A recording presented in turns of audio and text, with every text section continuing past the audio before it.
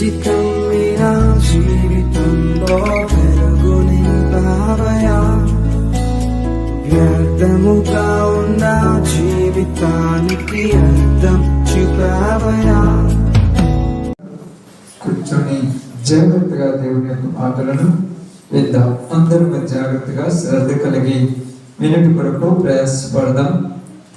సమయంలో దేవుని సన్నిధిలో ఉన్నటువంటి మనందరము కూడా దేవుని యొక్క చిత్తమును తెలుసుకోవాలి, దేవుని యొక్క ఉద్దేశములను గ్రహించాలి. ఎందుకంటే దేవుని యొక్క ఉద్దేశములను, ఆయన చిత్తమును తెలుసుకున్న మనము దేవునిలో ఎలా ముందుకు నడవాలి, దేవునిలో మనం ఎలాగా బలపడాలో మనందరికీ బైబిల్ గ్రంథంలో నుంచి కొన్ని విషయాలు జాగ్రత్తగా చదువుకొని కొంత సమయం వాక్య భాగమును ధ్యానించుకొని ప్రార్థన చేసుకొని దినమందు కూడికను మనం ముగించుకుందాం. ఎందుకంటే ఈ దినమందు రోమా పత్రికలో నుంచి ఒక సందర్భాన్ని మనము ధ్యానిద్దాం. రోమిలకు రాసినటువంటి పత్రికలో నుంచి అపోస్తులైన పౌలు గారు ఒక ఉత్తరమును రాశారు. దీనిలో మొత్తం కూడా 16 అధ్యాయాలు కలిగినటువంటి ఒక ఉత్తరమును రాసి వాళ్ళందరినీ కూడా హెచ్చరిస్తూ ఉన్నారు.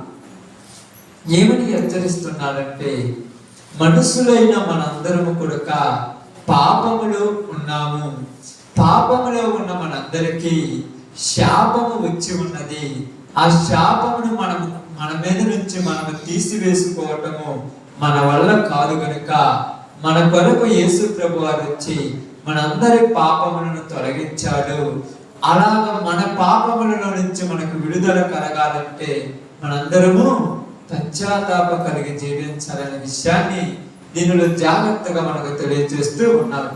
అయితే ప్రతి దినము కూడా దేవుని యొక్క వాక్యమును వింటూ, దేవుని యొక్క సత్యమును గ్రహిస్తూ దేవునిలో కొనసాగుతున్నటువంటి మనము ఇంకా పాపము చేయటానికి గల కారణం ఏమనేది ఆలోచించాం.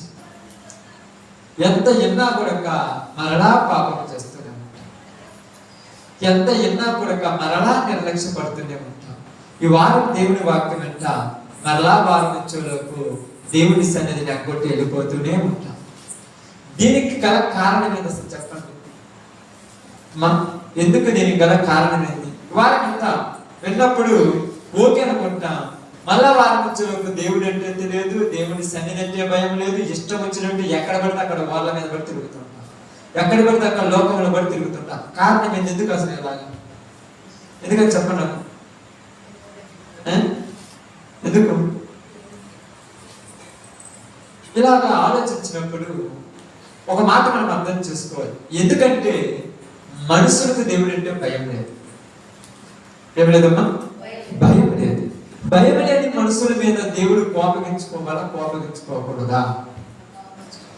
దేవుడు కోపగించుకోవాలి, కోపగించుకోకూడదని మనం చెప్పుకుంటాం. ఎందుకంటే దేవుడు ఎలాంటివాడంట? కృపగలవాడు, కనికరం గలవాడు, దయగలవాడు, జాలి గలవాడు. ఇంకే కదా చెప్పుకునేది. దేవుడు కృపామయుడంట, దేవుడు దయామయుడంట, దేవుడు క్షమించేవాడంట, దేవుడు జాలి గల దేవుడు అంట. అంటే దేవుడు జాలి గలవాడు కాబట్టి మనం ఎలా పెడితే అలా తిరిగితే మళ్ళా అక్కడ చేర్చుకుంటాడా? అర్థం కాలేదు లోకానికి. కాబట్టి ఎంత విన్నా చూడండి, రేపు ఆదివారం ఉంటుంది, ఆదివారం చాలా మంది ప్రార్థన కూర్చుంటారు, మళ్ళా యథావిధిగా మళ్ళా వారం వచ్చేలోపు ఎలా పెడితే అలా ఉంటారు. ఏంటి ఎలా ఉన్నారంటే, ఎంటున్నారు పాపం చెలోకి వెళ్ళిపోతున్నారు, ఎంటున్నారు మళ్ళా లోకంలోనికి వెళ్ళిపోతున్నారు. ఎందుకంటే మనుషులలోనికి దేవుని భయం పూర్తిగా తొలగిపోయి దేవుని భయం లేదు. దేవుడు అంటే అస్సలకి ఎక్కడ కూడా కొంచెం కూడా భయం అనేది లేదు. అందుకనే మనుషులు లోక ఆశల్లో పడిపోయారు.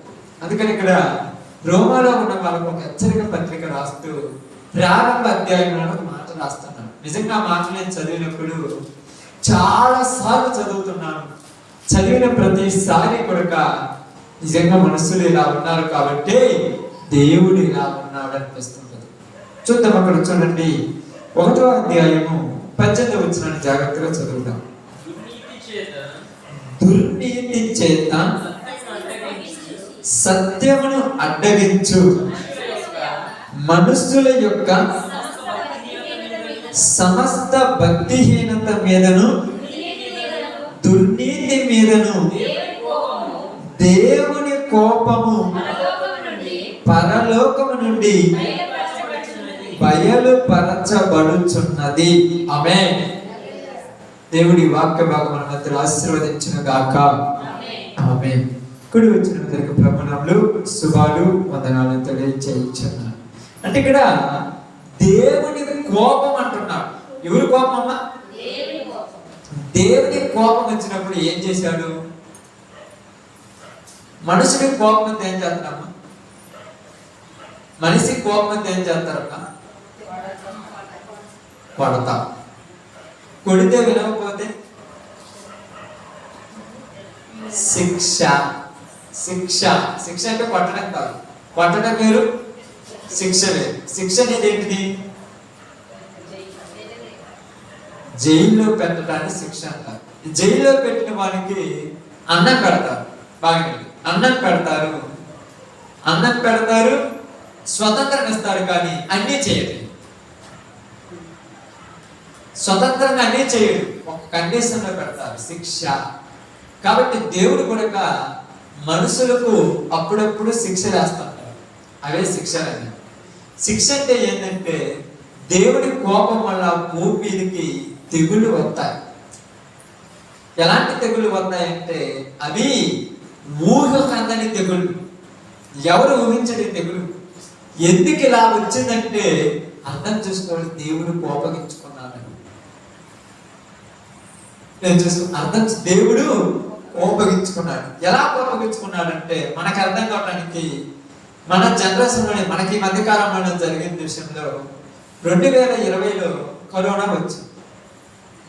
ఎందుకు కరోనా వచ్చిందంటే దేవుడు కోపగించుకున్నాడు. అంటే దేవుడి కోపం వస్తే ఏముంటుందంటే నువ్వు పని చేయలేవు, నువ్వు ఎక్కడికి పోలేవు, నీకు ఏది కలగదు. అసలు నీకు ఎందుకు ఇంట్లో ఖాళీ కూర్చున్నావు నీకు కూడా తెలియదు. ప్రతిదానికి భయపడతా. అంటే ప్రతిదానికంటే చెప్పండి అమ్మా, ప్రతిదానికి భయపడతా. దేనికి భయపడ్డారు మీరు? ఈరోజు పెళ్లిళ్ళు, పేరెంటాలు, ఫంక్షన్లు ఉరుకుతున్నటువంటి వాళ్ళు ఆ రోజులలో ఫంక్షన్ జరుగుతుందంటే పోలా. ఎందుకు పోలేదమ్మా? సొంత తమ్ముడితో జరుగుతుందంటే నాకు ఈరోజు కడుపు నొప్పి వచ్చింది, రారా, వచ్చిందని అబద్ధం చెప్పి ఇంట్లో పడుకున్నా. దేనికి? ఆడికి పోతే ఎక్కడ కరోనా వస్తుందేమో, అక్కడికి పోతే ఎక్కడ జబ్బు నాకు అనుకుంటుందేమో, ఈ జబ్బు నాతోనే పోతే బాగుండు, నా ఇంటి మొత్తానికి వద్దదేమో. అంటే ఎందుకు చెప్తున్నానంటే దేవుడు కోపగించుకుంటే ఆ కోపం కవరికి కొడక దానికి ఎక్కడ మందు లేదు. దేవుడు కోపగించుకున్నాడు అనుకోండి, దానికి ఏమీ ఉండదు. అప్పుడప్పుడు మనకు కొన్ని వస్తాయి, కొన్ని బాధలు వస్తాయి. ఎందుకు ఈ బాధలు వచ్చినాయి అంటే అది దేవుని కోపము. ఎందుకు దేవుడు కోపగించుకున్నాడంటే మనుషులలో ఏమున్నదంట? దుర్నీతి. ఈ దుర్నీతి వలన ఏం చేస్తున్నారంట? సత్యమును అడ్డగించుచున్నారు. దేన్ని అడ్డగిస్తున్నారు? సత్యమును అడ్డగించుచున్నారు. అడ్డగించడం అంటే ఆపివేస్తున్నారు. నీళ్లు పోతున్నాయి కాలంలో, దానికి ఏం చేయాలి? కట్టేసామనుకో నీళ్ళు ఏమవుతాయి? ఆగిపోతాయి. ఎందుకు కట్టేసామంటే నాకు నీళ్ళు అవసరం లేదన్నాడు, ఏదైనా చెప్తాడు. కాబట్టి సత్యమును అడ్డగించడానికి మనుషులు ఉపయోగించింది ఏంటంట? దుర్నీతి. దేని చేత సత్యాన్ని అడ్డగిస్తున్నారంటే దుర్నీతి చేత సత్యమును అడ్డగిస్తున్నారు. కాబట్టి బాగా గమనించి ఆలోచించండి. నిజము అని చెప్పడానికి ఒకటి ఉన్నది, అబద్ధం అనడానికి రెండు ఉంటాయి. అర్థమవుతుందమ్మా? 2, 3 ఎంత? 5. అది నిజం. 2, 3 ఎంత? 5 నిజం. మరి అబద్ధం ఎలా ఉంటది? ఒకటి ఎక్కువైనా ఒకటి తక్కువైనా చెబితే అది అబద్ధం అంటారు. 2, 3, 6 అన్నాం అనుకోండి, అదేమవుద్ది? అబద్ధం. 2, 3, 4 అన్నాం అనుకోండి, అదేమవుద్ది? అబద్ధం. అంటే ఒకటి ఎక్కువ చేయకూడదు, ఒకటి తక్కువ చేయకూడదు. యాజ్ ఇట్ ఈజ్ కరెక్ట్ గా చెబితే అది సత్యం. ఇప్పుడు మనము చేస్తేనేమో ఓవర్గా చేస్తాం, చేయకపోతేనేమో అసలు చేయం. కరెక్ట్గా చేసేవాళ్ళు కానరా. భక్తిగా ఉన్నారనుకోండి, ఇలాకే పని బాగా లేదనుకోండి, ఇలాంత భక్తి పనులు భూమి మీద కప్పాలి. 3 గంటలకు 5 గంటలకు వచ్చి ప్రార్థన కూర్చుంటామంట, 7 గంటలకే వస్తారు, ప్రార్థన వస్తారు, చర్చి చూపుతారు, ముందు కూర్చొని మోకాళ్ళ మీద వేసి ప్రభువా ప్రభువా ఓవర్ యాక్షన్ అంటారు. ఏ యాక్షన్ అంటారు? Over action. ఎందుకంటే పని మాట లేదు కదా. ఇప్పుడు పని ఉన్నప్పుడు ఏం చేస్తారంటే నా ఇష్టం వచ్చినప్పుడు వస్తానమంటారు. దీన్ని ఏమంటారు? Over action. మరి యాక్షన్ ఓవర్ యాక్షన్ చేసినప్పుడు మనుషులు కనిపెట్టకపోవచ్చు, ఎవరు కనిపెడతాడు? దేవుడు కనిపెడతాడు. దేవుడు ఏం ఎరిగాడని చెప్తున్నాను అప్పుడప్పుడు మీకు. హృదయాంతర్యంలో ఎరిగిన వాడు దేవుడు. హృదయంలో ఉన్నటువంటి అంతర్యాన్ని ఎరిగిన వాడు దేవుడు. దుర్నీతి చేత సత్యమును అడ్డగించు మనుషుల యొక్క, ఎవరి యొక్క? మనుషుల యొక్క సమస్త భక్తిహీనత మీదను. అంటే మనుషుల్లోనికి ఏమొచ్చేసిందంట? భక్తిహీనత. అంటే భక్తి ఏ స్థితిలోకి దిగజారిపోయింది? హీన స్థితిలోకి దిగజారిపోయింది. అసలు అది ఎలాగ భక్తిహీనతను వర్ణించాలి చెప్పండి?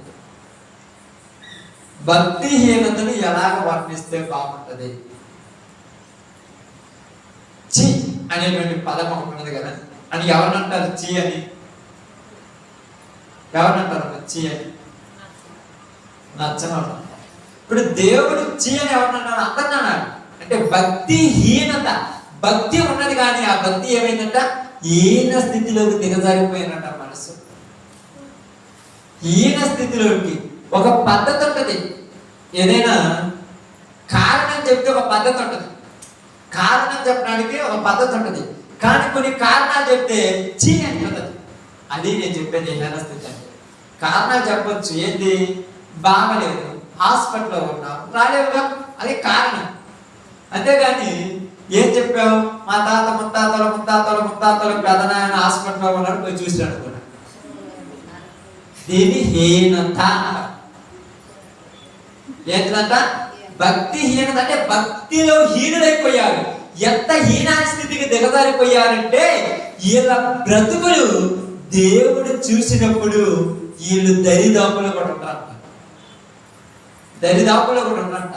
అంత ఇంపార్టెంట్ కాదు దేవుడి కంటే నీకేది ఎక్కువ అని మనం అనుకున్నప్పుడు మళ్ళీ వీళ్ళే ఏం చేస్తారు తెలుసా? ఈ హీన స్థితిలో ఉన్నోళ్ళే ఒక్కొక్క టైంలో వచ్చి చూద్దంటే మనకే నమ్మకం కదంటే వీళ్ళేనా ఎక్కడ ప్రార్థన చేసేది. ఏమవుతుందమ్మా? 12 గంటల కాలేసి ప్రార్థన చేస్తానంట. దేనికి? అది ఓవర్ యాక్షన్. 1 గంట కాడ కూర్చొని ప్రార్థన చేస్తానంట. దేనికి? ఆదివారం మందిరంలోనికి వచ్చి దేవుడి యొక్క సంఘంలో పరిచర్యలో నీ బాధ్యత నువ్వు చేయకుండా 3 గంటలకు వచ్చి ప్రార్థన కూర్చోయడం అవసరం అక్క?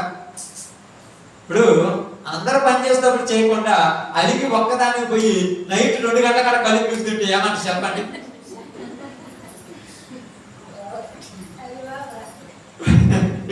ఏమంటమ్మా? అంటే ఏ టైంలో ఎలా ఎందుకు చేస్తారంటే చేయరా చెప్పండి? చేస్తారా చేయరు? మీరు అనుకోవచ్చు ఎప్పుడు చేస్తారా ఎవరు చేస్తారంటే మీకు అర్థమవుతుంది కాలేదు. అందరు కూర్చొని అన్నం అంటే నాకు అవసరం లేదు పోని మూతికి పెట్టుకొని కూర్చుంటారు కొంతమంది. అవసరం లేదంటారు. అప్పుడు మనం అనుకుంటామంటే పట్టుదల కలిగిన వాళ్ళు అనుకుంటా. అందరు నిద్రపోతున్నప్పుడు అంటే మనకు ఇదివరకు రోజు ఉంటుంది, దెయ్యాలు తినే టైంలో పోయి కొంటాన కదిలాడకుండా టక్క తీసి అన్నం తింటా ఉంటారు. రోజు వాళ్ళేదా? ఏందమ్మా? ఆ పద్ధతి ఏదో అందరి దగ్గర తింటే పోదిగా. ఇది పౌరుషం అని, చేతగానితనం అంటారు. దీన్ని ఏమంటారు? చేతగానితనం. పౌరుషం కాదు, ఇది చేతగానితనం. అందుకని దేవుడు ఏమంటున్నాడంటే ఇలా భక్తిహీనత ఎక్కడ దాగిపోయిందంటే వాక్యాన్ని ఒక్కడి దారి పట్టించేస్తున్నారు. వాక్యాన్ని ఏం చేస్తున్నారు? ఒక్కడ మార్గంలో పట్టిస్తున్నారు. ఎలా పట్టిస్తున్నారంటే పాపం యొక్క పొజిషన్లు చాలా ఉన్నాయి. మొట్టమొదటిది పాపము నేను చేస్తేనే పాపం, అది నా ఊరికే పోద్ది.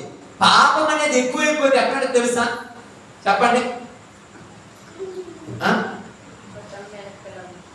ఏందమ్మా? చెప్పండి, మీకు తెలిస్తే చెప్పండి. పాపం ఎక్కువైపోతే పాపాన్ని కూడా మనకు పొజిషన్ ఇప్పుడు 10,000 రూపాయలు అనుకోండి, 10,000 నెలకు 2 రూపాయలు లెక్క నోట్ వేసుకుంటే 200. అది ఎక్కువైతే 200, 2,000 అవ్వచ్చు, 2,000 10,000 కావచ్చు, 10,000 50,000 కావచ్చు. ఇప్పుడు ఎక్కువైంది అనుకోండి, అది వేరే విధంగా ఉంటుంది. అంటే అసలు కంటే మనకు వడ్డీ ఎక్కువ. ఇప్పుడు పాపము నేను చేసేంత వరకు లేవు. ఇప్పుడు జనాలు నేను చేస్తూ చేస్తూ నాతోటి 10 మందిని ఆచరిస్తున్నాను పాపం. నేను చెడిపోను, నేను ఒక్కదాన్ని చెడిపోను, నేను ఒక్కడిని చెడిపోయేది కాబట్టి 9 జన్మవుతుంటాను. అది ఈరోజు పాపంలోకి వెళ్ళిపోయింది. అందుకు దేవుడికి కోపం వచ్చింది. దేవుడి కోపం రాడా? ఎలాంటిదంటే దుర్నీతి చేత సత్యమును అడ్డగించు సమస్త భక్తిహీనత మీదను దుర్నీతి మీదను దేవుని కోపము. ఎవరి కోపము? దేవుని కోపము. మనుషుని కోపం కాదు, ఇది దేవుని కోపము.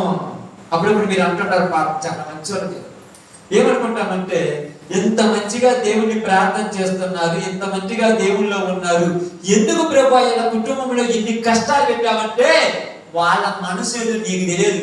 నువ్వు పై రూపాన్నే చూసావు, దేవుడికి తెలుసు వాళ్ళ హృదయం. నువ్వేం చూసావు? పై రూపాన్ని చూసావు, హృదయం ఎవరికి తెలుసు? దేవుడికి తెలుసు. వాళ్ళ పాపము వాళ్ళ కుటుంబంలో ఆ పరిస్థితిని తీసుకొచ్చింది. ఎందుకంటే అంతా సాఫీగా సాగిపోతున్నప్పుడు వాళ్ళ భక్తి కనపడదు. సాఫీగా ఉన్నప్పుడు భక్తి ఎప్పుడు కనపడతామా? మరి ఎప్పుడు కనపడేది భక్తి? ఎప్పుడు కనపడతామా భక్తి? చెప్పండి. జరిగినప్పుడు కనపడాలి భక్తి. ఏదైనా జరిగినప్పుడు అప్పుడు కనపడాలి భక్తి. అందుకని ఏమన్నా తెలుసా? సమర్థ భక్తిహీనత మీద దేవుడి కోపం పరలోకం నుండి బయలుపరచబడుచున్నది. ఎందుకనగా దేవుని గూర్చి తెలియ సక్కమైన దేరు అది వారి మధ్య విసిదమై ఉన్నది. దేవుడు అది వారికి విసిదపరచను.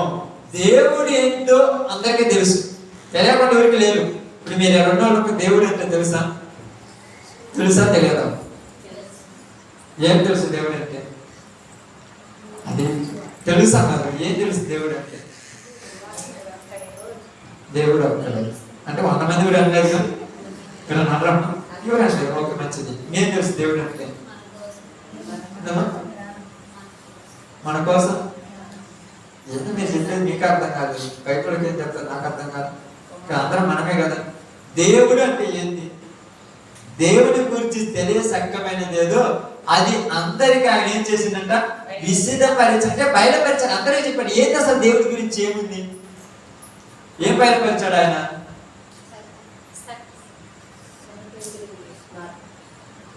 చనిపోయి తిరిగి లేచింది యేసుక్రీస్తు వారు. దేవుని గురించి తెలియపరిచి విశుద్ధపరిచింది ఏంటంటే ఆయన మన వారం మీకు అప్పుడప్పుడు మీరు కొన్ని వాక్యాలు ఏంటో తెలుస్తుంది. మన వారం నేను వేరే చోట చెప్తాను. ఏం చెప్పానంటే ఆయన నేను సర్వశక్తి కలిగిన వాడిని తెలియజేశాను. ఆకాశాన్ని సృష్టించింది నేనే, భూమిని సృష్టించింది నేనే, సమస్తమును నిర్మించింది నేనే, నేను లేకుండా ఏది లేదు అని తెలియజేశాడు. ఇప్పుడు అందరికీ తెలుసుగా దేవుడు లేకపోతే ఏది లేదని. తెలుసా తెలియదు? ఎవరన్నా ఇక్కడికి తెలుసా తెలియదు? మనకు తెలుసు, లోకంలో ఉన్న ప్రతి మనిషికి తెలుసు, అందరికీ తెలుసు దేవుడు లేకుండా ఏది జరగదు. చివరికి అప్పుడప్పుడు మనం కూడా అంటాం, ఏమంటామంటే మన యొక్క అడుగులు ఎటు వేయాలో కూడా దేవుని స్వాధీనంలో ఉన్నదని మనం చెప్తాం. దేవుడు లేకుండా ఏది జరగదని చెప్పుకుంటాం. ఇప్పుడు మన ప్రయత్నాలు చేయటం ఎందుకు నాకు అర్థం కాదు. మానవ ప్రయత్నాలు చేస్తారు ఎందుకు? ఏదా ప్రయత్నం? దేవుడు ఒకరిని రమ్మంటే వస్తాడు, ఒకరిని పొమ్మంటే పోతాడు. సమస్త జీవరాశుల ప్రాణము శ్వాస నిశ్వాసలు ఆయన స్వాధీనంలో ఉన్నవి. ఆయన బ్రతకమంటే బతుకుతాడు, ఆయన చనిపోమంటే చనిపోతాడు. ఇప్పుడు మనమే అన్ని దేవుని గురించి తెలిస్తే ఇప్పుడు మనం ఏం చేస్తుంటాం? స్వంత ప్రయత్నాలు కూడా చేస్తాం. ఏంటిది? అందరికీ విశదమైంది కానీ ఏం జరుగుతుందో చూడండి. విశదపరచను. ఆయన అదృశ్య లక్షణములు అనగా ఆయన నిత్య శక్తియు దేవత్వమును జగదుత్పత్తి మొదలుకొని సృష్టింపబడిన వస్తువులను ఆలోచించుట వలన తేటపరచబడును. ఆలోచించండి, భూమిని ఆలోచిస్తే దేవుడి గురించి తెలుస్తుంది, ఆకాశమును ఆలోచిస్తే దేవుడి ఎందుకు తెలుస్తుంది, భూమి మీద ఉన్నటువంటి గాలిని ఆలోచిస్తే దేవుడి ఎందుకు తెలుస్తుంది, సముద్రాల గురించి ఆలోచిస్తే దేవుడి ఎందుకు తెలుస్తుంది, ఆకాశం మీద కురిసినటువంటి వర్షమును ఆలోచిస్తే దేవుడు ఎంత గొప్పవాడు అని తెలుస్తుంది. మనం ఎవరైనా పిలిపించగలమా వర్షం? ఎవరైనా అలుద్దాం? ఎవరైనా నవ్వుద్దామా? ఎవరి వల్ల కాదు. ఒకవేళ మనం కురిపిస్తామంటే ఏం కురిపిస్తాము? ఏం మన వల్ల కాదు. రెండోది, ఒకవేళ భూమిలో ఇత్తనం వేసిన తర్వాత ఆ ఇత్తనాన్ని నువ్వేమన్నా మలిపించగలవా? మన వల్ల కాదు. అందరు నిజంగా ఒప్పుకుంటున్నారు కదా. నీ వల్ల కానప్పుడు మరి నువ్వెందుకు అంత ప్రయాసం పడుతున్నావు? అది దేవుడు. నీ వల్ల ఏం కాదని నీకు తెలుసు, మరి నువ్వు మాత్రము సొంత ప్రయత్నాలు చేస్తున్నావు. ఎందుకు చేస్తున్నావు అని అడుగుతున్నాడు ఆయన. అంతా నన్ను గురించి ఆలోచించండి అన్నాడు. ఇప్పుడు మనుషులందరూ దేవుని గురించి ఆలోచించేటువంటి స్థితిలో లేమా? ఎవరైనా ఆలోచిస్తాం ఏంటి నా దేవుడి గురించి? ఎవరైనా ఆలోచించేవాళ్ళన్నారా? అసలు నా గురించి నేను ఆలోచించుకుంటానంటే, నేను గురించి నేను ఆలోచించుకుంటే ఇప్పుడు నేను ఉన్నానంటే నాకంటే ముందు ఎవరున్నాడు? దేవుడు ఉంటే నేను ఉన్నాను. దేవుడు లేకపోతే, ఆయన ఉంటేనే కదా నేను ఈరోజు బతికి ఉన్నానని ఎవరైనా చెప్పుకుంటామా? ఆయన దయ లేకపోతే ఏదీ జరగదు. కాబట్టి మనుషులకు అన్ని అనుగ్రహించి ఆరోగ్యం ఇచ్చాడు, బలం ఇచ్చాడు, శక్తినిచ్చాడు, తినడానికి తిండి ఇచ్చాడు, ఉండటానికి ఇల్లు ఇచ్చాడు, కట్టుకోవడానికి బట్టలు ఇచ్చాడు, సమస్తం ఇచ్చాడు. వీటన్నిటికంటే ముఖ్యంగా నువ్వు బ్రతకటానికి ఊపిరి నీకు ఇస్తే ఇప్పుడు నువ్వు దేవుడిని పక్కన పెట్టి నీ ఇష్టానుసారంగా తిరుగుతావు. ఏదైనా చిన్న దెబ్బ అనేది ఒక జబ్బు, ఒక తెగులు పెట్టాడు అనుకోండి, ఇప్పుడు వచ్చి ఏడుతున్నామంటే ఆయన ఏమంటాడు? బాగా లేనప్పుడే కదా మనం ఏడ్చేది, బాగా మనం ఏడుతున్నామా?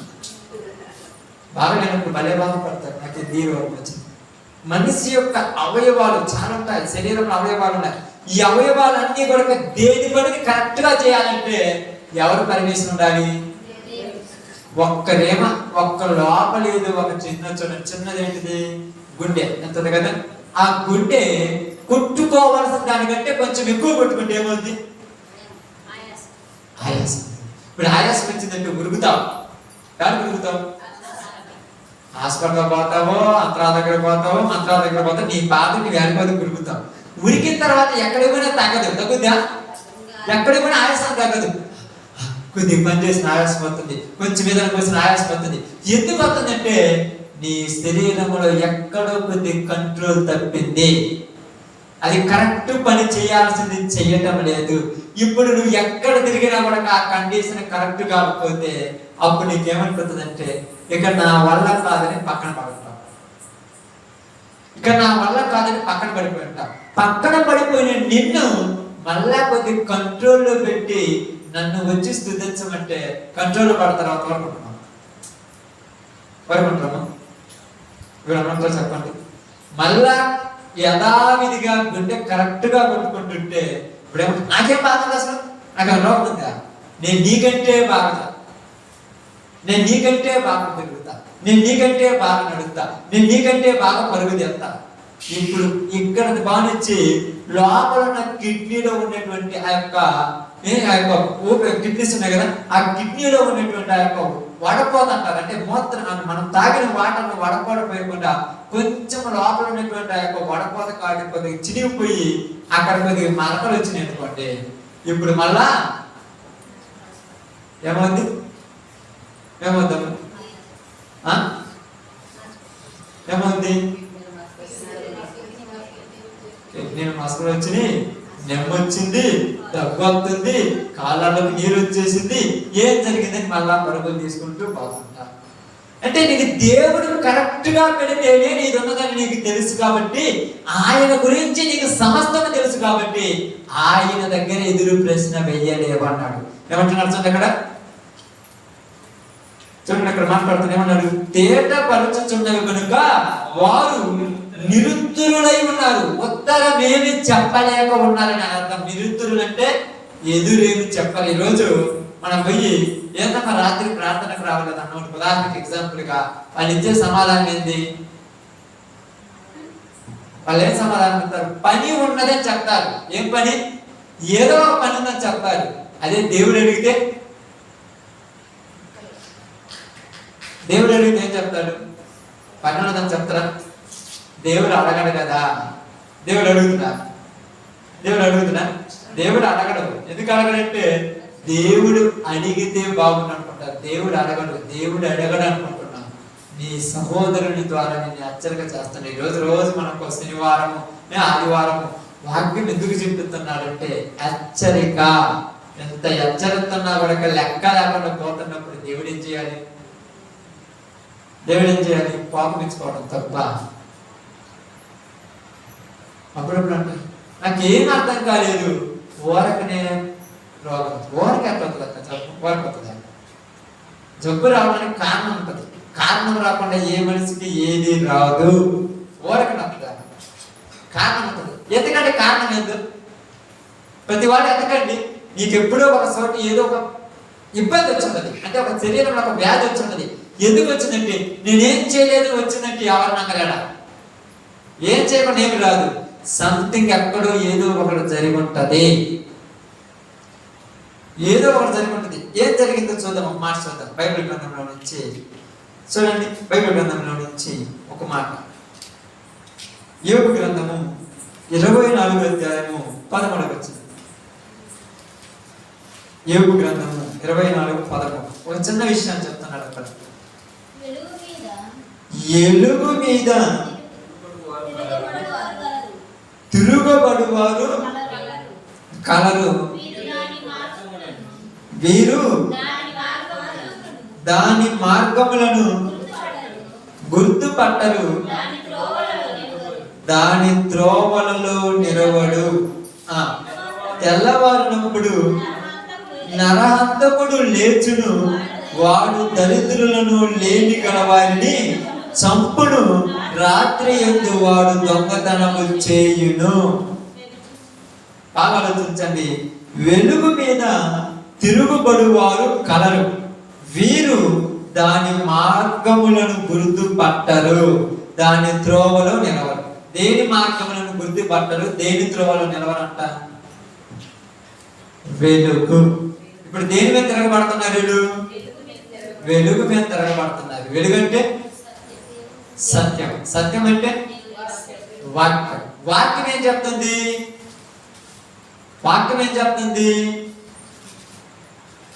ఏమి చెప్తుందో దాన్ని ఎదిరించి వెళ్ళిపోతున్నారు చాలా మంది. అప్పుడు దేవుడు ఏం చేశాడు చూడండి.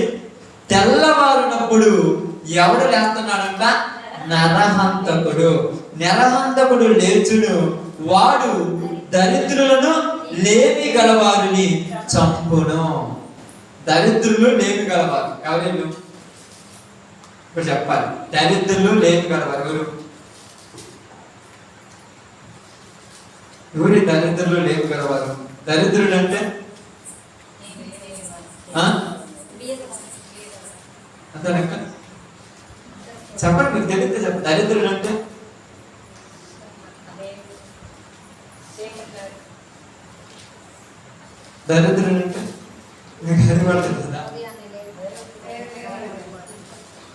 దేవుని మార్గములో లేనివాడు ఎవడైనా దరిద్రుడే. ఎవడైనా కోట్లున్న ఆస్తి ఐశ్వర్యాలను ఏమున్నా దరిద్రుడు. ఎందుకంటే ఎన్నున్నా వాడికి తినటానికి గతి ఉండదు. అదే దరిద్రం అంటే. ఎన్ని ఉన్నా కనుక వాడి ఎదురుగా ఇటువల్ల బిర్యానీ ఉంటుంది, ఇటు పక్క మటన్ ఉంటుంది, ఇటు పక్క చికెన్ ఉంటుంది, ఇటు పక్క కావాల్సిన ఐటమ్స్ ఉంటాయి. వాడు ఏదైనా తినగలరా? దరిద్రుడే బెటర్ నాకంటే అన్నాడు అప్పుడప్పుడు. ఏమంటారమ్మా? ఈడే బెటర్ నాకంటే అంటాడు. వాడు ఏమంటాడంటే ఎందుకై కాదు, నీకేమై కాదు, ఏసీ రూమ్ లో ఉన్నావు, మంచి మంచి పంచపక్ష పరవానాలు తింటున్నావు, నీకేమంటే రే నాకు అన్నీ ఉన్నాయి కానీ నేను మాత్రం తినేది ఆ యొక్క రొట్టె గడ్డి మాత్రమే. ఇంకేమి తింటాడు పా. వీడికి ఏమి లేవు కానీ వాడు ఏదైతే తినగలడు. ఏం చేయాలంటే దరిద్రులు అంటున్నారు వీళ్ళను.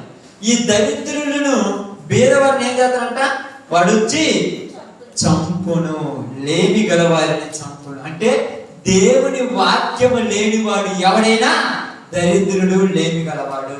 దేవుడు వాళ్ళ దగ్గరికి ఎవరిని పంపిస్తున్నాడంట, ఎవరిని పంపిస్తున్నారు చూడండి, నరహంతకుడు. నరహంతకుడు, నరహంతకుడు అంటే ఇప్పుడు చూడండి, నరహంతకుడు అంటే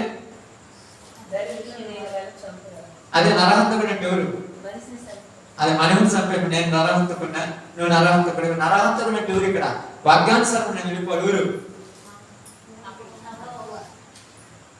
దేవుని దూతలలో ఒక దూతగా పేరు పెడతాడు ఆయన. ప్రకటన గ్రంథంలోకి వెళితే దాంట్లో ఉన్నాయి ఏంటంట, మీ దానికి దెయ్యం అని చెప్పదు, అసలు దెయ్యాల గురించే మాట్లాడాలి నేను ఇక్కడ, వాక్యం గురించి మాట్లాడుతున్నాను. మీకు దొరికితే ఏంటంట, తప్పు చేస్తే ఇంట్లో ఒకటి మర్చిపో, ఒకసారి తప్పు చేసి 10 సార్లు వాడి మీద నేర్చుకున్నా, అంతే ఉంది కదా. ఇక్కడ ఏది జరిగినా కూడా దెయ్యమే అంటే మనం కరెక్టా, ఏది వచ్చినా దెయ్యం కాడికి పోతున్నాం. బాగా ఆలోచించండి. ఇప్పుడు తూర్పు దిక్కు నుంచి ఒక దూత వచ్చిన, దాని చేతిలో ఒక పాత్ర ఉన్నది. ఆ పాత్ర కుమ్మరించగా తెగుళ్ళను, రోగములను, సముద్రములో ఉన్నటువంటి చేపలను చచ్చును. ఈ దూతను పంపించింది ఎవరు, దేమా. ఆమేన్. దేవుడి బైబిల్ చదువుకుంటే తెలుస్తుందమ్మా. ప్రతి బాధ లేకపోతే దెయ్యం వచ్చి నాకు పట్టింది, నాకు దెయ్యాలకేమైనా నిన్ను పట్టించుకోవడం పని అన్నది, అంకేం పని లేదా, నీకైనా పని నాకేం పని లేదా. బాగా ఆలోచించండి. నిన్ను పట్టించుకునే పనేనా, నిన్ను పట్టించుకున్నంత పని వాటక లేదు, నిన్ను చూసేంత పని వాటక లేదు, నీ దగ్గరకు వచ్చేంత ఓపిక వాటికి లేదు, అసలు వాటిని ఇంట్లోనే లేవు. నిన్ను దేవుడే తాటది సారేస్తాడు. అర్థం కాదు. దేవుడే ఏమంటారంటే, అయ్యా మా ఇంటి మొత్తానికి రోగం వచ్చింది, ఎందుకు రాదు, మిగతా వాళ్ళంతా బాగుంది, నీ ఇంటికే రోగం ఎందుకు వచ్చింది, దేవుని దగ్గరకు వచ్చి దేవుణ్ణి మోసం చేస్తున్నావు. మామూలుగా దొంగనైనా క్షమిస్తాడు కానీ ఇంటి దొంగకు నమ్మించి మోసం చేసిన ఎవరు క్షమించరు. అర్థమైందా? దొంగని పేరు పెట్టుకొని ఇచ్చి దొంగతనం చేసిన అనుకోండి, రే వాడు దొంగడు పాడేనంట. కానీ మంచిగా ఉండి మన దగ్గర డబ్బులు దొంగలుతానని నమ్ముతారక్క. అంటున్నారు ఇప్పుడు లోకంలో క్రైస్తవులు. దేవుడిని నమ్మించు, దేవుడి దగ్గర పాస్టర్ను మోసం చేయొచ్చు, సంఘంలో ఉన్నటువంటి మనమను మోసం చేయొచ్చు, సంఘంలో ఉన్నటువంటి పెద్దలను మోసం చేయొచ్చు, కానీ దేవుడిని మోసం చేస్తా. అందుకని ఎవరిని పంపించాడంట, నరహంతకుని పంపించాడు. వాడు వచ్చి అంతా బాగున్నటువంటిది కానీ ఏమీ బాగున్నాడు. బాగున్నావంటే నేను అప్పుడప్పుడు చెప్తాను చూడండి, పైకి బాగున్నామని చెప్తారు. ఒక పక్క కూతురి మీద దిగులు, ఒక పక్క కొడుకు మీద దిగులు, ఒక పక్క భర్త మీద దిగులు, ఒక పక్క భార్య మీద దిగులు. ఏంటంటే ఏం చెప్పమంటావు, ఎందుకు పట్టింది తగులు, నువ్వు కరెక్ట్ గా లేవు. ఏమొచ్చింది, వెలుగు మీద తిరగబడ్డావు. మనుషుల మీద తిరగబడితే ప్రమాదం ఉండదు, ఒకవేళ లోకం మీద తిరగబడితే ప్రమాదం ఉండదు. ఎవరి మీద తిరగబడ్డావు, దేవుడి మీద తిరగబడ్డా ప్రమాదం ఉండదు. ఎవరి మీద తిరగబడ్డావు, దేవుని వాక్యం మీద తిరగబడ్డావు. పరిశుద్ధాత్మ మీద తిరగబడిన వానికి క్షమాపణ ఉండనే ఉండదు. చాలా డేంజర్ పొజిషన్ లో ఉన్నారు క్రైస్తవులు, చాలా డేంజర్ పొజిషన్ లో ఉన్నారు. ఎలా పొజిషన్ ఉన్నారంటే, మనుషుల దగ్గర మంచి వాళ్ళు అనిపించుకోవాలనుకుంటున్నారు. అది రంభాపురం చెప్తున్న వాక్యం, మంచి వాళ్ళు అనిపించుకోవాలని అనుకుంటున్నారు. మంచి వాళ్ళు అనిపించుకొని నేను అనుకుంటే నువ్వు అనుకుంటే రాదు, దేవుడు పెట్టాలి ఆ పేరు. అందుకనే నరహంతకులను వారి దగ్గరకు పంపించి దరిద్రులను, లేమి గల వారిని చంపును. రాత్రి ఎందు వారు ఎంతమ్మా దొంగతనం చేయదు. ఎప్పుడైనా దొంగతనం చేసేది రాత్రి. పగులు చేస్తే ఏమవుతుంది, అలా తెలియదు. ఇప్పుడు ఎప్పుడు దొంగతనం చేయాలి, రాత్రి చేయాలి. ఇప్పుడు రాత్రి దొంగతనం చేయాలంటే, ఇప్పుడు పగులు అంటే పగులు ఏముంటుందమ్మా, వెలుగుంటుంది. రాత్రి ఇప్పుడు చీకటిలో దొంగతనం చేయటం మీద, వెలుగులో దొంగతనం చేయటం మీద. కాబట్టి రాత్రి యందు దొంగతనం చేయదంటే, నీ హృదయంలోనికి వాక్యం రాగానే ఎవరున్నాడు, వాడు అపవాదిగాడు ఉన్నాడు. వాడు ఏం చేశాడు, ఎత్తుకొని పోతున్నాడు. నీ హృదయంలో వాక్యం ఉండదు. రేపు పొద్దున మళ్ళా దేవుడి మందిరంలో, దేవుడి పరిచర్యలో, దేవుడి సంఘంలో నేను పరిచర్య కోసం ముందుకు రావాలంటే రేపు పొద్దున అసలు ఆ తపనే, ఆ ఆలోచనే ఉండనే ఉండదు. ఉండదు ఆలోచన, అసలు ఆలోచన లేదు. ఒక తపన, ఒక అపలాచన. ఇదిగో రేపు దేవుడి మందిరం ఆదివారం ఉదయాన్నే వెళ్ళాలి, ప్రార్థన పాలుపొప్పులు పొందాలి, దేవుడి వాక్యం వినాలి, నా జీవితాన్ని సరి చేసుకోవాలి, ఆ తపనే ఉండదు. మనకి ఏ తపన పుట్టినప్పుడు ఏ తపన పెడతాడని అది ఎత్తుకొని పోయి ఏం పెడతాడమ్మా? అది ఎత్తుకొని పోయి ఏం పెడతారు చెప్పండి? ఏముంటది? ఆదివారం పెడతారా? ఏం పెడతారమ్మా? ఈ పక్కన పని ఉంది, దీనికి గిడ్డు లేదు, ఈ పక్కన పని ఉంది, కలుపు అంతా తీసుకోలేదు, ఈ టెన్షన్లే ఎత్తుకోపోయింది. ఇది పెట్టేసింది. మనం ఎంత నా దేవుడు మాట అసలు ఇది తప్పకుండా ఏందమ్మా టైం అవుతుందంటే ఆ టైం తర్వాత సంగతి ముందు ఇవన్నీ సర్దుకొని ఇవన్నీ లైన్ చేసి అప్పుడు బాదాంలే. ఇవన్నీ సర్దావు, ఇవన్నీ లైన్ చేసావు, ఇడికి వచ్చి ఏం చేస్తావు? ఏం చేస్తావు? ఇక్కడికి వచ్చి మ్యాథ్ వేసిన తినదో తెలియదు, పోయిన పీకలో ఆ అనవసరం వచ్చింది. ప్రభు ఈ వ్యాపారం టెన్షన్ పెట్టింది హృదయంలో. అసలు నీకేనా వచ్చింది టెన్షన్ అంటే? ఎక్కడ నుంచి నీలోనికి వచ్చారో నీకు తెలియదు. నీలో తిష్ట వేసుకొని కూర్చున్నాడు. ఇప్పుడు నీ హృదయంలో కలత పెట్టిపోయాడు. ఇప్పుడు నీకు దేవుడి మందిరంలోకి వచ్చి కూర్చున్నా కూడా వాక్యం వెళ్ళవు. ఒకవేళ వినాలనుకున్నా కూడా నిద్రమత్తుగా ఆత్మ నుంచి నిద్రపోతూనే ఉంటావు. పట్ట పగులు 11, 12 గంటల టైంలో నిద్ర తక్కువ కన్నా ఇప్పుడు నీకు వస్తుందంటే ఎంత డేంజర్ లో ఉన్నావు. నీకు అర్థమైందా? ఎంత డేంజర్ లో. ఆదివారం సమయంలో ఉదయకాలం 11:30 నుంచి 1 గంట దాకా నువ్వు నిద్రపోయే పరిస్థితిలో ఉన్నావంటే ఉన్న డేంజర్ మామూలు డేంజర్ కాదు. పగులు కూడా నీకు ఎలాగుంది? రాత్రిలాగా చీకటి కప్పించేశాడు. నువ్వు ప్రారంభంలో దేవుడి మందిరంలో ఆశతో ఉన్నప్పుడు నీకు నిద్ర రాలా. ఈ రోజు నీకు నిద్ర వస్తుందంటే నీ హృదయంలోనికి దొంగోడు వచ్చాడు. వాడు నీ హృదయాన్ని స్వాధీనం చేసుకున్నాడు. నువ్వేంటే ఊర కళ్ళు మోసపోతున్నాయా, ఊరకు నిద్ర దూరు చెప్పారు, ఊరపోతుందా? డబ్బులు ఇచ్చినారు. ఇంటికాడ పండుకొని మంచం కదా పొరిలాగా రాదు వద్దదక్క. అసలు ఇంటికాడ పండుకొని మంచం కదా పొరిలాని కొద్దిగా ఎండ ఎక్కువైనా పడక ఫ్యాన్ పెట్టుకుంటే బాగుంటే మళ్ళీ ఆడపాకుండా ఆ చెట్టుగా వేసుకుంటాం. పడవలు పడుతున్నాయి. ఇంటికాడ అంటే ఈ రేకులకి అసలు రాలేదు. మీ సిమెంట్ రేకులే. ఈ రేకులు ఏ రేకులు? నిప్పులు చెగలో ఉన్నట్టుంటది. నెత్తి నుంచి చెమట దారపోతుంటది. కమ్మగా ఏసీ రూమ్ లో పడుకున్నట్టు నిద్రపోతున్నటువంటి వాక్యం ఎప్పుడు నడిచేస్తుందా? మరి అంత టాలెంట్ లేకపోతే అంటే నేను ఎందుకు చెప్తున్నానంటే దేవుని యొక్క వాక్యమునకు ఎదురు తిరుగుతున్నా. నేను ఎప్పుడు తిరిగానే అన్నా? నువ్వు తిరగలా. నీ క్రియల ద్వారా దేవునికి ఎదురు తిరిగావు. నీ పరిస్థితుల ద్వారా దేవునికి వ్యతిరేకమైపోయావు. నీకున్నటువంటి పరిస్థితులను దేవుడి దగ్గర పెట్టి పెడుతున్నా. ఒకప్పుడు ఈరోజు విజయవాడ ప్రాంతం అంటాము. వాళ్ళు వేసిన తూర్పు గోదావరి, పశ్చిమ గోదావరి ఆ ఏరియాలు ఉన్నాయి. వాళ్ళు వేసిన వరి పంటలంతా కూడా అంత తెస్తున్నాయి. మొత్తం వర్షం వచ్చి మొత్తం దుమ్ము అయిపోయినాయి. ఇప్పుడు నష్టపరిహారం 500, 5,000, 10,000 ఎకరానికి అంతే వచ్చేది. ఒకప్పుడు మన ప్రాంతంలో చూసిన బాగా పండినటువంటి పంట మాడి బొగ్గైపోయింది. ఏమైంది? నువ్వేం చేయగలిగిన? అప్పుడు బొగ్గైపోతే ఇంకా అడే పని లేదు కాబట్టి వచ్చి అక్కడ కూర్చొని ప్రశాంతంగా నిద్రపోయినా. దేవుడు దయ చూపిస్తే ఆ దయను ఏం చేస్తున్నావు? నీ కఠిన హృదయంతో దాన్ని ఎక్కువ చేసుకుంటున్నావు. మనసు దేవుని కోపం ఎవరి మీదకి రావడానికి రెడీ ఉందంట? దేవునికి అవిధేయులైన వారి మీద. హెబ్రీయులకు రాసిన పత్రిక 3వ అధ్యాయంలో ఒకసారి చూద్దాం. 13వ వచనం. హెబ్రీయులకు రాసిన పత్రిక 3:13. జాగ్రత్తగా చూడండి ఇక్కడ. మరియు నేడు మీరు ఆయన శబ్దం విని ఎడల కోపము పుట్టించినప్పటి వలె మీ హృదయములను కఠినపరచుకొనకుడి. ఏంటంటమ్మా? ఏంటని కఠినపరచుకోవద్దంట? హృదయములను కఠినపరచుకొనకుడి అంట. ఏంటని కఠినం చేసుకున్నారు? హృదయాన్ని కఠినం అంటే కఠినత్వం అంటే చూడండి అక్కడ. నేడు మీరు ఆయన శబ్దమును వినిన ఎడల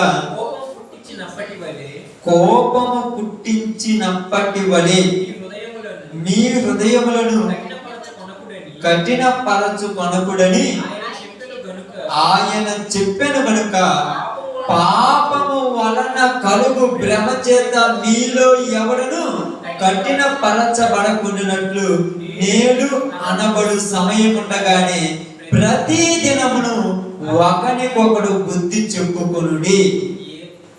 ఏంటంట? ప్రతి దినము ఒకనికొకడు బుద్ధి చెప్పుకొనుడి. ఎలాంటి పరిస్థితి అంటే ఒకసారి చూద్దాం. 9వ వచనం నుంచి చూడండి, లేకపోతే 8 నుంచి చదవండి అమ్మా. నేడు మీరు ఆయన శబ్దం వినిన యెడల అరణ్యములో శోధన దినమందు కోపము పుట్టించినప్పటి వలె మీ హృదయములను కఠినపరచుకొనకుడి. 40 సంవత్సరములు నా కార్యములను చూచి మీ పితరులు నన్ను పరిశోధించిరి. కావున నేను ఆ తరము వారి వలన విసిగి మీరెల్లప్పుడూ తన హృదయ ఆలోచనలలో తప్పిపోతున్నారు, నా మార్గములను తెలుసుకొనలేదు. కనుక నేను కోపముతో ప్రమాణం చేసి. అంటే ఎక్కడ తప్పిపోయారంటారు? ఎక్కడ తప్పిపోయారమ్మా? ఎక్కడ తప్పిపోయారు? రాయబడినాడు, చదివిన మాట వినట్లేదా? ఏమంటారు పాపం, మీ బాధ మీ దేవుడికి ఎదుగట్టవా? ఎక్కడ తప్పిపోయారంట?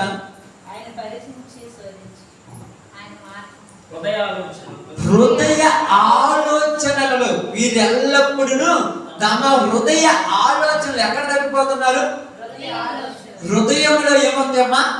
ఆలోచనలు. ఆలోచనలు దేవుడికి సంబంధించిన వస్తున్నాయా, మీకు మనకు సంబంధించిన మనలో వస్తున్నాయా? చెప్పండి. తప్పిపోయేదంటే మనం ఏదో ఎందుకయ్యా నేను ఆదివారం మందిరానికి వస్తున్నా కదా, వారం శనివారం ప్రార్థనలో ఉంటున్నాను కదా, వీలు దొరికినప్పుడల్లా పరిచర్యలో ఉంటున్నాను కదా, నేను తప్పిపోలేదు అన్నట్లా. నువ్వు వచ్చేది రానంతా దేవుడికి తెలుసు. దాని గురించి నేను ఇప్పుడు మాట్లాడతా. ఇశ్రాయేలీయులు 40 సంవత్సరములు, ఎన్ని సంవత్సరాలు? 40 సంవత్సరములు అరణ్యములో ఆయన కార్యములు చూసి ఎక్కడ తప్పిపోయారంట? హృదయ ఆలోచనలలో. హృదయంలో ఏం ఆలోచనలు వచ్చినాయి వాళ్ళకు? ఏం ఆలోచన వచ్చిన హృదయంలో వాళ్ళకి ఆలోచనలు? చెప్పండి ఇప్పుడు. చెప్పేస్తే ముగించుకుంటారు. ఏం ఆలోచన వచ్చిన వాళ్ళ హృదయంలో? ఏమొచ్చింది? ప్రశాంతంగా తీసుకొచ్చాడు బయట. ప్రశాంతంగా బయటకు వచ్చి ఏ పని లేదు వాళ్ళకి. ఇంకా ఏదైనా పని ఉందమ్మా? ఏం పని లేదు. దేవుడు చెప్పినట్టు పోతుంటే ఆకాశం నుంచి మన్నా కురుస్తుంది, తింటున్నారు. దేవుడు చెప్పినట్టు నడుచుకోవాలి, ఏ పని చేయాల్సిన పనిలా. ఇప్పుడు ఏం కోరుకుంటున్నారు వాళ్ళు? ఐగుప్తులో పనులే మాకు మేలాయను అన్నారమ్మా. ఆదివారం నాడు దేవుని సన్నిధిలో ప్రశాంతంగా ఉండి ఆయన ఈ వారం అంతా నన్ను కాపాడినావు దేవా, ఈ రోజు నా మనసు నిండా నిన్నే ఉంచుకుంటానని ఆ రోజు దేవుని సన్నిధికి రావాల్సిన మనము అరణ్యములోనికి, ఎక్కడికి? అరణ్యములోనికి వచ్చినట్టు ఆదివారం దేవుడి మందిరంలోనికి వచ్చాం. అరణ్యములో వాళ్ళ హృదయ ఆలోచనలు దేని మీద ఉన్నాయి? ఐగుప్తు మీద ఉన్నాయి. ఆదివారం దేవుని మందిరంలోనికి వచ్చే మన హృదయంలో ఆలోచనలు దేని మీద ఉన్నాయి? ఆమేన్. వాక్యం మాత్రం రెండు చాలా ఆసక్తికి విన్నట్టున్నారు. ఇవాళ మాత్రం వేరే టెన్షన్ ఉంటున్నది. టైం 12 అవుతుంది, త్వరగా విడిచిపెడితే బాగుండే, తొందరగా అన్నం తినేసి వెళ్ళిపోవాలి. యాడికి పోతామా? కానీ పోరు, ఎందుకో పోవడం అంటే హృదయంలో ఆలోచిస్తున్నారు. ఇన్ని ఆలోచనలు లోపల పెట్టుకుంటే ఈ పరిశుద్ధ లేఖనంలో ఉన్న మాటలు హృదయంలోనికి వెళ్ళిపోతాయా? వెళ్ళలేదు. కాబట్టి ఈరోజు ఏదైనా చిన్నది ఆదివారం అంటే లెక్క లేకుండా బైబుల్ అంటే పక్కన ఇసిరేసి వెళ్ళిపోతున్నారంటే కొద్దిగా భయం లేదంటే వాళ్ళకు భయం కాదని చెప్పేది. వాళ్ళ హృదయంలో వాక్యం లేదు. ఎందుకంటే అదే రోమిలికి రాసిన పత్రిక 1వ అధ్యాయము 28 అనుకుంటా, చూడండి. మరియు వారు తమ మనస్సులో ఎక్కడ? ఇంట్లో ఒక మూలన గది పెట్టుకున్నారు. ఆ గదిలో దేవుని గది అని చెప్పి బైబిల్ ఆ రోజు పెడుతున్నారు. నీళ్ళలో ఒక స్థలం లేదన్నట్ల. ఇది వరకు పూజ గదులు ఉండేవి, పూజ గదులు ఉండేవి, ఇప్పుడు ప్రార్థనా గది చేస్తున్నాం. గది ప్రార్థనదే. కానీ ఎప్పుడైనా ప్రార్థన చేసేది అంటే ఎందుకు లేదయ్యా, నా బైబిల్ ఉండేదాడే, నా పని లేకపోతే ఆనే ఉంటాను. కరెక్టే, ప్రార్థన లేదా. కానీ ప్రార్థన గది ఇంట్లో ఉంది, కానీ నీ హృదయంలో ప్రార్థించే మనసుందా? మరియు వారు తమ మనసులో దేవునికి చోటియ నొల్లకపోయిరి. చోటు ఇయ్యలేదు. ఎక్కడ ఇయ్యలేదు? మరి హృదయంలో దేవుడికి చోటు అయిపోతే ఇంకెవరంటాడా? ఎవరండొచ్చమ్మా? దేవుడు అని ఉండాలి, దెయ్యం అని ఉండాలి. ఇప్పుడు చెప్పండి, ఇక్కడ చెప్పండి దెయ్యం అని, మిగతా శిష్యులు కాదు. ఇక్కడ చెప్పాల్సిన కాదు చెప్పాలి దెయ్యం అని. దేవుడు అని ఉండాలి, దెయ్యం అని ఉండాలి. ఇప్పుడు దేవుడికి లేదు, మరి ఎవరికి ఇచ్చారు? దెయ్యానికి ఇచ్చారు. దెయ్యం కూడా వాక్యం అంటదా? ఆమేన్ అంటదమ్మా? ఎక్కడ చూశారు ఉంటుందని?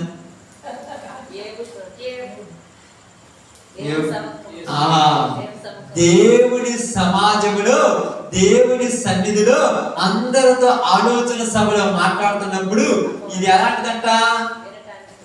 ఎక్కడి నుంచి వచ్చింది? అటు ఇటు తిరిగి టెన్షన్ తో వచ్చి కూర్చుంటారు. మన ఏంటంటే టెన్షన్ తెచ్చుంటే ఇప్పుడు దాకా నేను ఎందుకు రమ్మన్నాము అని చూడాలి. 10 నాటే రమ్మని అప్పుడప్పుడు చూస్తారు కదక్క, టక్కన చూస్తారు, టైం పెట్టుకుంటారు. మీరు చూస్తారు టైం, ఇప్పుడు దాకా 12 అయింది, ఇప్పుడు పోయి కూర్చున్నాం. ఇప్పుడు దాకా ఆ ఇంటికి తిరిగావు, ఇంటికి తిరిగావు, ఆ పొలాన్ని తిరిగావు, ఈ పొలాన్ని తిరిగావు, ఆ తిరిగావు, ఏడు తిరిగావు, మొత్తం తిరిగావు. ఏడొచ్చి ఎందుకు కూర్చున్నావు? ఎందుకు కూర్చున్నారు అక్క? నిజంగా చెప్పండి, ఎందుకు కూర్చున్నారు? అందుక ఆమేన్, మంచిది. అట్లయితే పర్లా. మరి ఎందుకు కూర్చున్నావు? వాక్యం అంటే నెక్స్ట్ వారానికి అవన్నీ తిరగకుండా వచ్చి కనకని కూర్చుండేది. మరి నెక్స్ట్ వారానికి ఇంకా లేట్ వచ్చి కూర్చున్నాడు. పాస్టర్ గారు సంచి తెస్తాడు, దాంట్లో మునిగిపోయిన 10 రూపాయలు వేయాలి, తర్వాత ఒక రొట్టె, మేము ఒక ద్రాక్షారసం తెస్తాడు, అది తాగిపోదాం. మేము ఇంట్లో లేవా? మీకు తెలుసో లేదు, వీళ్ళు బాప్తీసం తీసుకున్న ఆ యొక్క కారణం వల్ల తప్పక మందిరాడిపోతారు, కానీ లేకపోతే అసలు రాడు. అంతేకన్నా? ఇప్పుడు మీరు అనుకోండి, మీరు ఎందుకు బాప్తీసం తీసుకోవాలంటే తీసుకుంటే ఆదివారం తప్పకుండా రావాలయ్యా, భయం పట్టుకుని అందుకే తీసుకోవాలి. స్టేజ్ నిజంగా చెప్తున్నాను. ఇప్పుడు రాకుండా అడిగేవాళ్ళు లేరు అనుకుంటారు చాలా మంది, కానీ దేవుడు ఖచ్చితంగా అడుగుతాడు. నీకు ఒక భయం, ఒక బాధ్యత, అది ఒక బాధ్యత ఉంది. కాబట్టి ఇక్కడ అదే చెప్తాను, వారు తమ మనస్సులో దేవునికి చోటీ లేదు. అక్కడ చోటీ లేదయ్యా, మనస్సులో. అన్ని దిక్కులు చోటిచ్చాం, మనసులో లేదు. ఆయన ఉండాల్సిన చోట ఉంచుకొని ఇంక ఆడపడతాడు ఉంచుతూ ఏముంది? ఎగ్జాంపుల్ అర్థం కావడానికి చెప్తాను. ఒక భార్య భర్తను చేసుకుంది, భర్త భార్యను చేసుకున్నాడు. అంటలో చోటిచ్చాడు, బంగారం కొనిచ్చాడు, చీరలు కొనిచ్చాడు, నెక్లెస్లు చేపించాడు, మంచి మంచి చెప్పులు చేపించాడు, ఎక్కడ పెడితే అక్కడ దిక్కుతున్నాడు, ఏది కాకుండా తెచ్చుతున్నాడు. కానీ మనసులో ప్రేమ లేకుండా ఎన్ని పెడితే ఉపయోగం దక్క? ఇదే నాకు కోరుకునేది, ఇదే నాకు కోరుకునేది. చెప్పండి, రోజు మటన్ తెస్తున్నా కదా, రోజు చికెన్ తెస్తున్నాను కదా, నీకు అడిగినప్పుడల్లా, నీకు కావాల్సినప్పుడల్లా డబ్బులు ఇస్తున్నాను, చీరలు కొనుక్కుంటున్నావు కదా, నీకు కావాల్సిన నెల తెచ్చుతున్నాను కదా అంటే, అయ్యా ఇవన్నీ ఉన్నా లేకపోయినా నీ మనసులో కొంచెం స్థానం ఉంటే అదే నాకు 1 కోటి రూపాయలు అనే భార్య కావాలి. కానీ మనసులో చోటు లేకుండా ఎన్నిస్తే ఉపయోగం? మనసులో చోటు లేదు ఇవన్నీ. ఇప్పుడు మనసులో చోటు లేకుండా ముందు చెప్తాడు, కొన్ని రోజుల తర్వాత ఈ కూడా ఇప్పుడు మనం చోటు లేని కాకుండా ఇప్పుడన్నా ఏమంటారంటే ఇక్కడ ఎక్కడ చోటు లేదు కాబట్టి 10 మంది ఉన్నారు, నేను కూడా ఒక చెయ్యాలి, ఏదో పండగ పబ్బ అన్నప్పుడు నాది కూడా అదే అంటారు. ఇంకొన్ని రోజులు పోతే నాకు అసలు సంబంధమే లేదు అంటారు. దేంతో? దేవుడితోనే సంబంధం లేదంటారు. దేవుడితో సంబంధం లేకపోతే ఎవరితో సంబంధం అవుతుంది? అమ్మే, దెయ్యాలతో సంబంధం అవుతుంది. ఇప్పుడు ఎక్కడ కూర్చుంటారు వీళ్ళు? ఎక్కడ కూర్చుంటాం? దెయ్యాలు కూర్చుంటారు, కూర్చుంటారు. ఏంటక్క ఈరోజు పనికి పోకూడదంటే ఊరందరూ ఇంటికాడ ఉంటారు, నేను ఒక్కడ పనికి పోయి ఏం చేయాలి అంటే ఏంటో సెట్ట మారిపోయా? ఆదివారం ఊరు మొత్తం పోయినా కూడా నేను దేవుడి మందిరంలో కూర్చోవలసిన నీవు ఇప్పుడు ఊరందరూ ఉన్నారన్నామంటే ఆ తల్లిలో తెలియకుండా కానీ నీకు పాల్పంపులు కావాలని వచ్చేసిందంటే లోపల కూర్చున్నాడు మామూలుడు చాప కింద నీళ్ళలాగా పారిపోతున్నాడు. నీకు అర్థం కావా నీలోకి వచ్చింది కొడక? నీకు అప్పుడప్పుడు తెలుసో తెలియదు, నీకు కూడా అర్థం కావా నీలోకి వచ్చి కూర్చున్నాడు. ఏంటంటే ఏం కాదు, ఇవి ఒక్క పూట, ఇవి ఒక్క పూట ఏం కాదు, సంవత్సరానికి ఒక్కసారి కదా, సంవత్సరానికి ఒక్కసారి అంటే ఎంత కాంప్రమైజ్ అయిపోయావు తెలుసా? సంవత్సరానికి ఒక్కసారేగా అంటే సంవత్సరానికి ఒక్కసారేనా అంటే సంవత్సరానికి ఒక్కసారేగా అన్నావంటే నువ్వు వాటితో ఏకీభవించావు. అది ఏదైనా కానీ, అది ఎలాంటిదైనా కానీ ఏకీభవించావు. మరి ఇది వారం కదా అంటే వారం మీరు అన్నందుకు నేను చెప్తున్నాను, నిన్న పోయిన ఈ రోజు పోయిన శనివారం మళ్ళా ఎప్పుడైనా వస్తుందా? వచ్చే సంవత్సరం వస్తుందా? 5 సంవత్సరం వస్తుందా? రానప్పుడు మళ్ళా మీరు ఎందుకు సంవత్సరానికి రోజు వారం వస్తుంది కదా అని అంటారు? మీకు అర్థం కాలా? ఏం అర్థం కాలేదంటే కాంప్రమైజ్ లోకంతో అయినప్పుడు అన్నా చెప్తా చెప్పాడు కదా, దుర్నీతి చేత సత్యం అటగించేవాడు ఒకటి ఎక్కువైనా చెప్తాడు, ఒకటి తక్కువైనా చెప్తాడు. బైబిల్ ఏదో చెప్తుంది, ఒక అక్షరమైన తీసేయకూడదు, ఒక అక్షరమైన కలపకూడదు, యాస్నే చేయాలి. వీడేం చేస్తాడు? అవసరమైతే ఎక్కువ భక్తి చేస్తాడు, అవసరం లేనప్పుడు తక్కువ భక్తి. అంతేనా కాదా? అవసరం ఉన్నప్పుడు ఏ పని లేనప్పుడు ఆ 3 నెలలు మాత్రము వద్దన్న వస్తారు ప్రార్థనకి, వద్దన్న కూర్చుంటారు. ఏంటంటే పాస్టర్ గారు ఇంకా ప్రార్థన పెట్టలేదు, 8 పెట్టే అంటే పోతుంది, 8కే 7 గంటకే. మరి ఇప్పుడు అసలు రానే రాదు. అంటే ఇది తక్కువ భక్తి, అది ఎక్కువ భక్తి. అదే భక్తిహీనతని బైబిల్ చెప్తుంది. ఎందుకు చెప్తున్నామంటే ఇక్కడ బాగా అర్థం చేసుకోండి. ఇప్పుడు నలుగురన్నా మిగిలారు కానీ ఇంకా కొన్ని రోజులు పోతే నలుగురు కూడా మిగలరు. బైబిల్ ఏం చెప్పారు తెలుసా? అయ్యా వీళ్ళందరూ పోతారా పరలోకానికంటే యేసుప్రభు గారు ఏమన్నారు? అనేకులు ప్రవేశింప చూసుదురు కానీ వారి వల్ల కాదు. మరి ఎవరి వల్ల అవుద్ది? మీరు ఊహించని వాళ్ళు, మీరు అనుకునే వాళ్ళు, మీరు ఎప్పుడు ఊహించని వాళ్ళు వచ్చి నా మందిరంలో కూర్చుంటారు. అందరూ ఊహించిన వాళ్ళు పోయి దెయ్యాల పంపలో కూర్చుంటారని చెప్పారు బైబిల్. నువ్వు ఊహించిన వాళ్ళు వచ్చి ఇక్కడ కూర్చోబెడతాడు. అయ్యో ఈమె పరలోకం పోతాడు, ఈ పాస్టర్ గారు అన్నది తీసుకెళ్ళి దెయ్యాల పంపలో కూర్చుంటాడు. ఏంటి ఇలా జరుగుతుందంటే దేవుడు చెప్పాడు, నా మందిరంలోనికి వచ్చిన తర్వాత నువ్వు అంతం వరకు, ఎప్పటి వరకట? అంతం వరకు అదే భక్తిని కొనసాగించాలి. అది కరెక్టా? కష్టమా? ఈజీనా? చెప్పాలి. అంతం వరకు మనం అప్పుడప్పుడు చెప్తాం చూడండి, కాలాలను బట్టి మారేది కాదు భక్తి. కాలాలను బట్టి మారేది ఏంటిది? కాలములు. మనం మారచ్చా? మరి మనం మారామో మారట్లేదు చెప్పండి. ఇప్పుడు మారుతున్నామంటే ఇప్పుడు చిన్న ఇబ్బంది వస్తేనే భక్తి కొద్దిగా మారింది, అప్పుడు దానికి అవకాశం దొరికింది కదా. మీకు అందరికీ తెలుసు తెలియదు? మీకు అప్పుడు చెప్తుంటాను, ఒక కట్ట ఉంది, కట్టకు చిన్న రంధ్రం పడితేస్తారు, నీళ్ళేమవుతాయమ్మా? నీళ్ళేమవుతా? ముందు ఇటు వల్ల పోతా, అటువల్ల నుంచి ఇటు వల్ల పోతా. ఇప్పుడు ఇటు వల్ల ఉన్న నీళ్ళన్నీ కూడా దేనికోసం చూస్తాయి? బయటికి రావాలి. బయటికి రావాలంటే ఆ నుంచి రావాలి, ఆ రంధ్రం నుంచి రావాలి. ఇన్ని నీళ్లు ఆ చిన్న రంధ్రం నుంచి వస్తుంటే ఒక గంటకి ఆ రంధ్రం ఏమవుతుంది అంటే అంతా కూడా ఏం చూస్తుంది? ఈ రంధ్రంలో పోవాలనుకుంటే ఆ రంధ్రమే పెద్దదైపోయి ఆ కట్టే దిగిపోతుంది. మన భక్తిహీనత, మన భక్తి కూడా ఎలాంటిదంటే ఎక్కడో ఒక చోట మన వీక్నెస్ ఉంటది, ఆ వీక్నెస్ మీదే అంతా వచ్చి పడుద్ది. ఆ వీక్నెస్ చివరికి ఏమవుద్ది? మనం ఆగిపోవడానికి కారణం. వీక్నెస్ ఏదో మీకు అంటే బలహీనత. వీక్నెస్ అంటే బలహీనత. మీరు ఏ దానికి మేము ఏ దానికి ఉండము. ఏమంటారు తెలుసా? ఆత్మను చంపనేరక దేహంను చంపు వారికి భయపడకుడి, ఆత్మను దేహంను రెండింటిని నరకములు చేసి వారికి భయపడి పాట పాడతారు చూడండి. నేను బైబిల్ గ్రంథం చూడండి, ఆ మాటను బట్టి చూస్తే ఎక్కడ నువ్వు బలహీనుడు అవుతావో దానికి తెలుసు, అదే పట్టుకుంటారు మీ దగ్గర. ఇప్పుడు అవి పట్టుకుంటే ఆగిపోతావు తెలుసు పరిచర్యలో. ఇప్పుడు ఆగిపోయినా ఇప్పుడు పద్యానికి అదే తెచ్చి పెడుతుంటే కొన్ని రోజులు పోయిన తర్వాత ఆ చిన్న బలహీనత ఏమైంది? పెద్దదైపోయింది. అవును మరి ఇక కొన్ని రోజుల తర్వాత దేవుడికి నీకు సంబంధం లేని స్థితిలో దేశపోతుంది. దూరం అయ్యే కొద్దీ దేవునిలో ఉన్నటువంటి ఆధ్యాత్మిక స్థితి కూడా తక్కువైపోతుంటది. ప్రార్థనలో ఉన్నటువంటి బలం కూడా తగ్గిపోతుంటది. ప్రార్థన చేయాలన్న ఆశ కూడా మనలో ఉండనే ఉండదు.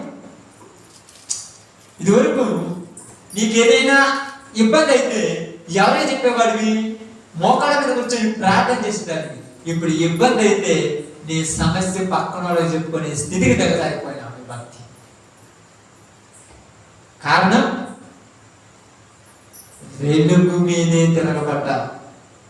ఒట్టు వాళ్ళ మీద తిరగబడితే బాగుంది, వెలుగు మీద. అందుకేమన్నాడు, దుర్నీతి చేత సత్యం నాటకిస్తున్నారు. వీళ్ళు చేసేటువంటి తప్పును కవర్ చేయడానికి, అంటే తప్పును అంటే ఏదో తప్పు అంటే అంత తప్పు కాదు, వీళ్ళు దేవుడి మందిరానికి రాలేదని చెప్పుకుంటే బాగుండదని. నీకు ఇబ్బందులు రావా, నువ్వు వస్తున్నావా, మర్చిపోయి అడిగామనుకోండి, మన నువ్వు బాగా వచ్చినవా, తప్పేంది? ప్రతిరోజు ఒకరినొకరు బుద్ధి చెప్పుకొని బలపరచుకోమంటే ఎక్కడ నిన్ను బలహీనపరుస్తున్నారని భయపడుతున్నారు. అందుకని ఇక్కడ మనకి అందరికీ అర్థం కావడానికి బైబిల్ చాలా జాగ్రత్తగా గమనించండి.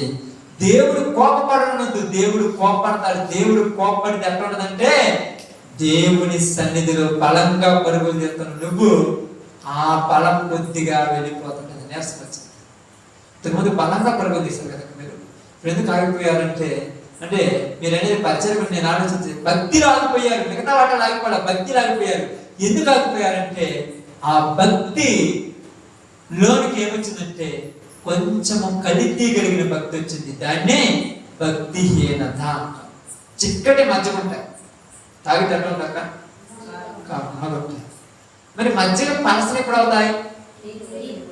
నీళ్ళు పోతాయి. ఎందుకు పోతాం? నీళ్ళు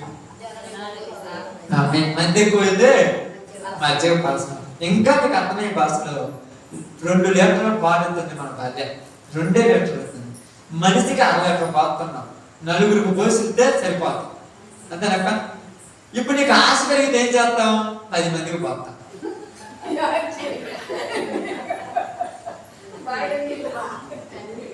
ఆశ పెరిగితేనన్నాను, మామూలుగా అయితే పోయారు కదక్క. ఆశ పెరిగితే 10 మందికి. మరుసటి రోజు అదే నేను చెప్పింది, మరుసటి రోజు వస్తారా రాని మనకు అవసరం లేదు. నీ ఆశ అలాంటిదన్నమాట. అదే విధంగా భక్తిహీనత పెరిగితే ఒక్కసారిగా ఆగిపోయే స్థితిలోకి వస్తాం మందిరానికి కొరక. అది ఆశ కలిపినంత వరకు ఓకే, ఇది ఎక్కువైపోయింది, ఇంతవరకు కొంచెమే ఉన్నది. ఇప్పుడు 4 పోయాల్సిన 5 పోతే పెద్ద కనిపెడతారక్క. 4 పోతే 5 పోతే కనిపెడతారా? 5 పోయాల్సిన ఏమవుద్ది? 6 పోద్దాం అంటారు.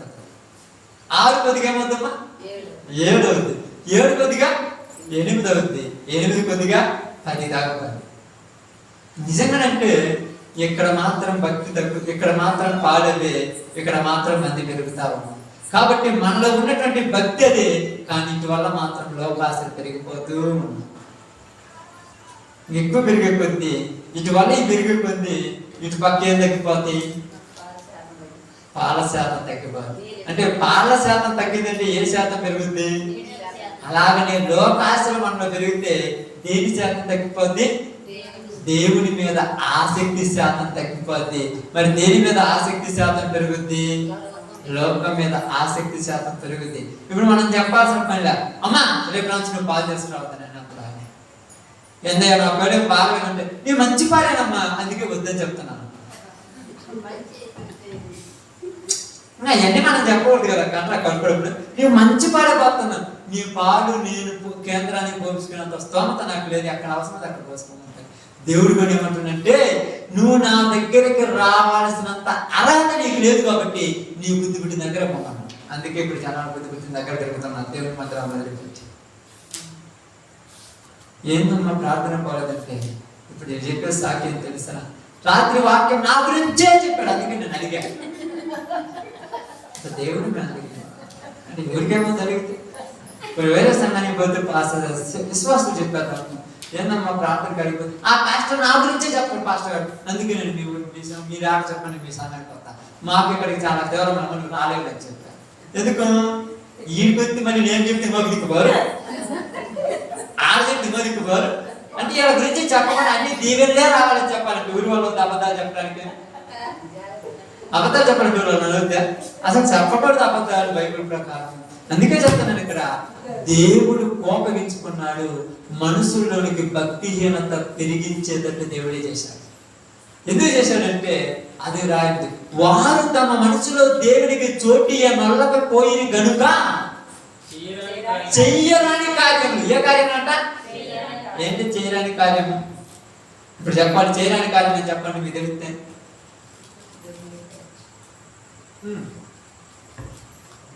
చేయరాని కార్యం నేను చెప్పను. ఆదివారం ఆరాధనలో ఉండకుండా పొలంలో ఉండేది క్రైస్తవుడు చేయరాని కార్యం. ఇప్పుడు నువ్వు చేయరాని కార్యానికి ఎవరు అప్పగించాడు? ఆమేన్. వీళ్ళేమంటారంటే ముఖ్యమైన కాబట్టి ముఖ్యమైనది పోయాలని నువ్వు చెప్పేది అబద్ధం. దేవుడు నిన్ను బయటికి నెట్టేశాడని చెప్పండి. అప్పుడప్పుడు ఇంట్లో గొడవ పడిన తర్వాత భార్య భర్తలకి ఏదో తప్పు చేసినప్పుడు మెడ పెట్టుకొని ఇంటికి వచ్చి తాగుతాను పో అంటాడు. ఊరికి పోయి ఏం చెప్పుకుంటాను? నేనే మగసిరికి వచ్చాను, వాడు వచ్చి పిలిచేదాకా పాడ నెట్టేసింది చెప్పుకుంటా. ఎప్పుడన్నా నెట్టేసింది చెప్పుకుంటారా? ఎందుకు చెప్పుకోరు?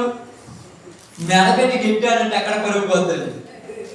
నేనే మగసిరికి వచ్చాను, సిగ్గుచ్చు వాళ్ళే వస్తాడు అంటే దేవుడికి సిగ్గు వస్తుందా? దేవుడు మన దగ్గర బెచ్చగా ఆడుతుందా? నువ్వే మనల అవసరమే దేవుని దగ్గరికి రావాలి కానీ మళ్ళా రావుడు దేవుని దగ్గరికి. లేకపోతే ఏమైపోతావు? భర్త అవసరమైతే భార్య ఆడున్నవాడు ఎత్తుకొని రావాలి. లేకపోతే ఏమవుద్ది చెప్పండి? ఏమవుద్ది?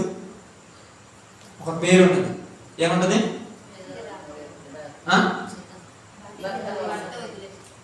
పనికి రానిది. ఇక్కడుంటే విలువ, అక్కడుంటే విలువ లేనిది. కాబట్టి ఇక్కడ అదే చెప్తుంది బైబిల్ కూడా. ఏమంటుందంటే యెరూషలేముతో చెప్తుంది, యెరూషలేమా యెరూషలేమా ఎందాక, చూడండి అంత బాగా మాట్లాడుతున్నారు, ఎందాక నన్ను ఇసుకిస్తావు, నేనే నిన్ను భ్రష్టత్వమునకు అప్పగించి తిని అని రాయబడింది. ఎవరంటాం అప్పగించింది? దేవుడే వదిలేశాడు. ఇప్పుడు భర్తే వదిలేస్తే బతికిలాడి అయ్యా ఒక్కసారి క్షమించేయని కాల్లో బోల్లో పెట్టుకొని పోవాలి కానీ నువ్వంటే నేను పడిందంటే పౌరుషానికి పోతే ఊరికి నష్టం. దేవుడి మీద పౌరుషానికి పోతే మనుషులకే నష్టం, దేవుడికి ఏం కాదు. ఎందుకంటే ఆయన సమస్తమును ఎరిగినవాడు. ఆయనకు అన్నీ తెలుసు. నన్ను పుట్టించుకున్న దేవుడికి ఇంకా 400 పుడుచుకోలేరు. ఆయనకు పెద్ద గొప్ప ఏం కాదు. కాబట్టి అదే చెప్తున్నాడు. ఏం చెప్తున్నాడు బాగానండి, దుర్నీతి వలన లోక ఆశల మనుషుల్లోకి వచ్చి దేవునికి దూరం చేసేస్తున్నారు వాళ్ళే. మనం ఏమనుకుంటున్నామంటే ఇబ్బందులు వచ్చాయి. ఇబ్బందులు ఎవరికి లేకుండా ఉన్నాయి?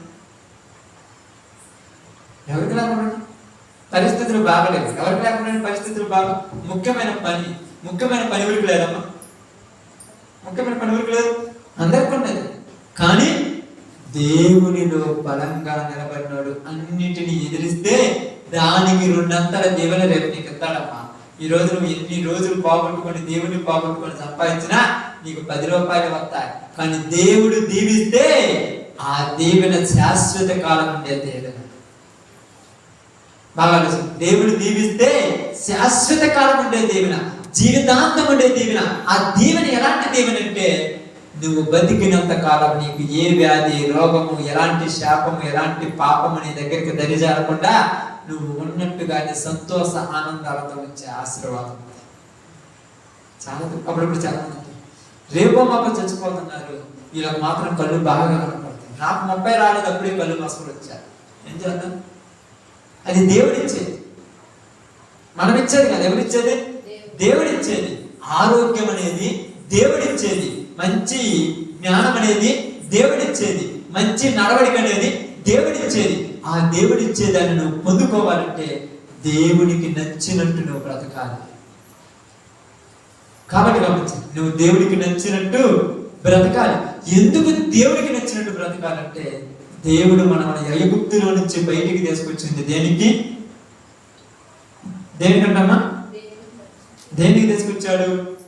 ఆ పరలోక రాజ్యంలో ఉంచడానికి. అయితే నేను ఇంకా తెలుసుకోవాలంటే నిన్ను అందరికీ మాదిరిగా ఉంచడానికి ఇక్కడ నిలబెట్టాడు అంతే. కానీ మనం అందరికి ఏ మాదిరి అయిపోయాం? ఎలాంటి మాదిరి అయిపోయాం? కొత్తగా వచ్చే వాళ్ళకి అడ్డమైపోయాం. ఈరోజు కొత్తగా వచ్చే వాళ్ళకి ఏమైపోయారు? ఏ అడ్డమైపోయామని అంటే బాప్తిసం తీసుకొని ప్రార్థనలో ఉంటూ 10 సంవత్సరాల నుంచి వస్తుంటారు. వీళ్ళే సక్రంగా శనివారం ఆదివారం రాడు. నేను ఎంత వచ్చాను అంటున్నావు వాళ్ళు నిన్ను చూసి రోజు. అర్థమవుతుందే? వీళ్ళే కొత్తగా రాలేదు. నిన్నెవరు చూస్తారు? నువ్వు నేను అందరం కూడా ఒక మాట బైబిల్ చెప్తుంది, మన అందరికి జాగ్రత్తగా రండి. దేవుడిని అడ్డగించేటువంటి తత్వం మనలో ఉండకూడదు. సత్యమును అడ్డగించేటువంటి తత్వం మనలో ఉండకూడదు. చేయకూడదు. సత్యమును అడ్డగించే తత్వం ఏంటంటే దుర్నీతి చేత సత్యమును అడ్డగించాలి. మనందరిలో దేవుడు మనకు ఆయుష్ ఇచ్చాడు, ఆరోగ్యం ఇచ్చాడు. పాపం అనే వీపుల నుంచి బయటికి తీసుకొని వచ్చి స్వతంత్రులుగా మనల్ని చేశాడు. ఒక్క గంట, ఒక ఆదివారం నువ్వు లేదో సాధించాలని పోతే కుదరదు. నీ జీవితం ఇంతకు ముందు పనికిరాని జీవితం, నా జీవితం ఇంతకు ముందు ఎవరికి ఉపయోగం లేని జీవితం. ఈ రోజు నన్ను చూసి గొప్ప గొప్ప వాళ్ళు నాకు గిలిగెత్తున్నారంటే దేవుడు నాకు ఇచ్చిన విలువను బట్టే. కానీ ఈరోజు అలాంటి పరిస్థితులు లేకపోతే ఒక్కసారి నువ్వు ఆలోచించి ప్రార్థన చేయి. దేవుని కోపం నీ మీదకి వచ్చిందంటే ఆ కోపం తెగులు, వ్యాధి, బాధలు ఇవన్నీ చిన్న చిన్నయే. నిజమైన కోపం ఏమని చెప్పాను మీకు? విడిచిపెట్టటము. అంతకంటే కోపం ఏందమ్మా? అంతకంటే కోపం ఏమనుంది? విడిచిపెట్టటం. దేవుడి విడిచిపెడతాడో తెలుసా? దేవుడి విడిచిపెడతాడో తెలుసా? ఆ పరిస్థితి ఎవరికి తెలుసు? ఆ పరిస్థితి ఎవరికి తెలిసేది. ప్రియమైనటువంటి నిజం ఆలోచించావు. దేవుని యొక్క పరిస్థితి, దేవుని విడిచిపెట్టిన వాళ్ళ పరిస్థితి ఎవరికి అర్థం కాదు. నిజంగా అది విడిచిపెట్టిన ఏశావుకు అర్థమైంది ఆ పరిస్థితి. ఒక పూట కూటి కొరకు తన జ్యేష్ఠత్వం అమ్మేసుకున్న ఏశావు లాంటి భ్రష్టుడు ఎవరైనా ఉండునేమో జాగ్రత్త. నువ్వు దేనికోసం దేవుణ్ణి విడిచిపెట్టావు ఈరోజు? ఆయనైతే ఒక పూట కూటి కోసం విడిచిపెట్టి దేవుని కోపానికి పాత్రుడు అయిపోయాడు. మరి ఈరోజు నువ్వు దేనికోసం విడిచిపెట్టేస్తున్నా? ఆస్తి కోసమా? పనుల కోసమా? మనుషుల కోసమా? రక్త సంబంధుల కోసమా? బంధుత్వం కోసమా? విడిచిపెట్టేసామనుకోండి, భ్రష్టత్వానికి అప్పగిస్తే ఏసావు ఏం చేశాడంట? ఏడ్చాడంట. ఆశీర్వాదం అవుతుందా? ఆయన ఎంత ప్రేమిస్తాడో అంత కోపగించుకునేవాడు ఆయన. దేవుడికి కోపం లేదంటాడేమో. ఆయన ఎంత ప్రేమించాడో అంత కఠినత్వం అయిపోతాడు.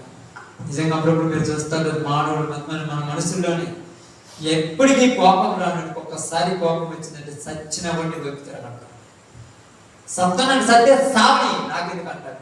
ఏంటంటే అంత ఓపిక ఉన్నాడు. ఒక్కసారి రివర్స్ అయ్యాడంటే సచ్చేది బతికేది కూడా తెలియకుండా చేస్తారు. జాగ్రత్త.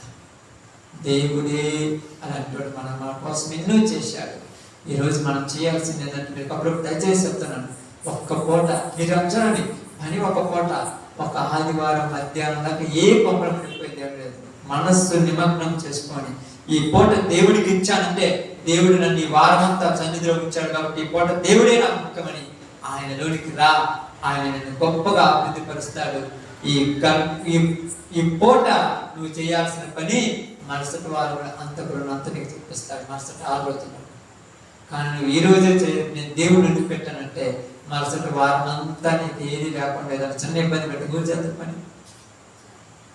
అర్థం కాలం మనందరికీ లోకంలో దేవుడు తెలుసుకుంటే సమయాన్ని నీకు కేటాయిస్తాడు, అవకాశాలను ఇస్తాడు. కానీ ఆ రోజు దేవునికి విసర్జించి మనం పక్కకు పోయినాం అనుకోండి, నువ్వు దేన్ని ప్రేమించావు అది నీకు తప్పకుండా చేస్తలేదు ఏదైనా. కాబట్టి ఈరోజు మనందరం కూడా ఒకసారి ఆలోచిద్దాం. మనం కూడా సత్యం అడ్డగించామేమో, దేవునికి వ్యతిరేకంగా మనం దేవుని వల్ల మారామేమో. ఒకవేళ అప్పుడు చాలా ముఖ్యమైన పనులకు వెళ్ళాను. నేను చెప్తున్నాను, యేసు ప్రభు నమ్మిన తర్వాత నీ పాపంలో నుంచి బయటకు వచ్చిన తర్వాత ముఖ్యమైనది ఏమీ లేదు. దేవుడి కంటే ఏది ముఖ్యమైనది లేదు. ఆ ఒక్క పూట దేవుడి కోసం కేటాయించి నువ్వేమనంటే మధ్యాహ్నం 2 గంటల నుంచి తప్పులేదు, వెళ్ళిపో. అప్పటి నుంచి నీకు దేవుడు ఉదయం నుంచి సాయంత్రం దాకా వచ్చింది, మధ్యాహ్నం 2 గంటల నుంచి సాయంత్రంలో నీకు ఇచ్చాను అంతే. నిజమంటే నమ్ము ప్రతి వారికి ఇదేమైనది సమస్తము సాధన. నమ్మాలంటే నువ్వు నమ్మితే దేవుడు గొప్ప కార్యాలు చూస్తావు. నమ్మకపోతే ఎన్ని సంవత్సరాలు చెప్పినా వ్యర్థమే. కాబట్టి అందరూ కూడా తలవచ్చండి, ప్రార్థన చేస్తాం. అందరూ ప్రార్థన చేసుకుంటాం. అందరూ ప్రార్థనకి